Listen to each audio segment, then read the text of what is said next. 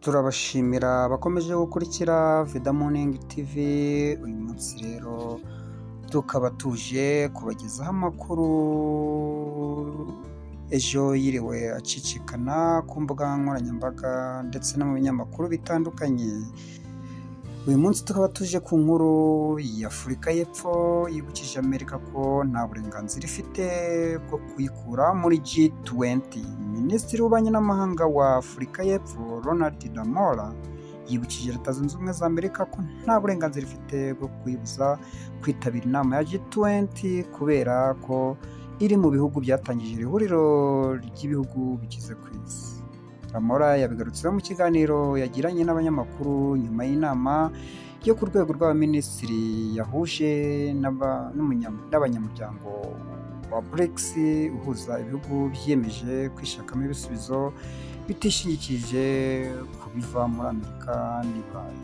Niyo nama yabereye New Delhi mu Buhinde, akaba ariyo nama yabereye ubwo yabazwaga uburyo umubano w'igihugu cya Afurika y'Epfo perezida wa Amerika Donald Trump uhagaze. Yavuze ko umubano uri hagati y'ibihugu udahagaze bwuma, ahubwo isaha n'isaha uba ushobora guhinduka. Ati tubyitayeho uko bwije n'uko bikeye n'uko bigenda. Twakunze gukorana n'ibiro bya perezida wa Amerika White House ndetse n'ibice bitandukanye bya Amerika n'inteko nshingamategeko na za kaminuza, ibigo by'ubushakashatsi n'ibigo by'ubucuruzi. Yakomeje agira ati Amerika ituwe n'abaturage bagira imico itandukanye, ndetse niyo mpamvu dukwiye gukomeza gukorana nabo no guteza imbere umubano uri hagati y'abaturage. Yakomeje kuvuga ko batunguwe no kubona umubare munini w'abakerarugendo basuye Afurika y'Epfo mu mwaka wa 2025 hari abaturutse muri Amerika. Ati ibi byerekana ko gukomeza umubano uri hagati y'abaturage bacu ndetse n'abaturage ba Leta Zunze Ubumwe za Amerika bizagira uruhare mu gutuma unakomera hagati y'icyo gihugu ndetse n'imijyi yawo. Ubwo yabazwaga ibijyanye n'uko Perezida Trump ashobora kwangira Afurika y'Epfo kwitabira inama ya G20 izabera muri Amerika, Lamola yavuze ko Trump nta burenganzira afite bwo kugena niba iki gihugu kitazitabira cyangwa kitazitabira iyi nama.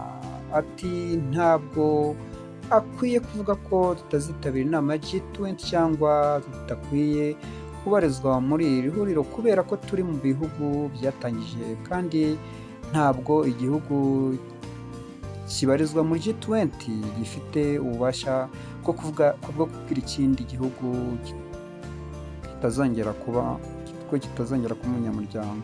Yavuze ko ibyo bitandukanye n'ibyabaye mu mwaka ushize ubwo iyo nama yaberaga muri Afurika y'Epfo, aho Amerika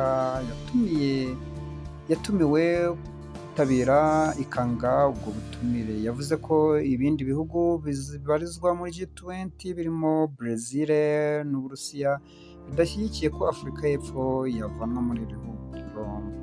Mu Ukuboza 2025 Leta Zunze Ubumwe za Amerika yatangaje ko izi inama y'ibihugu bya G20 mu mwaka wa 2026 itazatumira Afurika y'Epfo yayakiriye mu mwaka wa 2025, ndetse yamaze gusiba kuvuga amakuru yose yerekeye imyanzuro yafatiwe muri G20 yabereye muri Afurika y'Epfo. Ibi byatumye muri Mutarama 2026 Minisitiri w'Imari muri Afurika y'Epfo Enoch Godongwana atangaza ko igihugu cye kigiye kwikura mu ihuriro ry'ibihugu bikize ku isi. Yabivugiye mu nama mpuzamahanga yiga ku bukungu yabereye i Davos mu Swiss. Ibihugu bigize G20 birimo Argentine, Australia, Brazil, Ubwongereza, Canada, Ubushinwa, Ubufaransa, Ubudage, Ubuhinde, Indonesia, Ubutaliyani, Ubuyapani, Mexique, Uburusiya, Arabia Saudite, Afurika y'Epfo, Korea y'Epfo, Turukiya ndetse na Leta Zunze Ubumwe za Amerika. Akaba ari ibihugu bigize G20 uyu munsi wa none mu mwaka w'ibihumbi 2026. Murakoze gukurikira Veda Morning TV channel yacu ya YouTube, tubagezeho amakuru atandukanye, amakuru anyuranye, amakuru y'ibyanditswe mu binyamakuru, amakuru acicikana mu binyamakuru bitandukanye. Mukomeze mudukurikire kandi mukore subscribe, kandi tubashimira uburyo mudukurikira kuri YouTube channel yacu, kandi mukomeze kugira ibihe byiza ndetse n'umunsi mwiza, kandi Imana ikomeze ibarinde. Ciao ciao.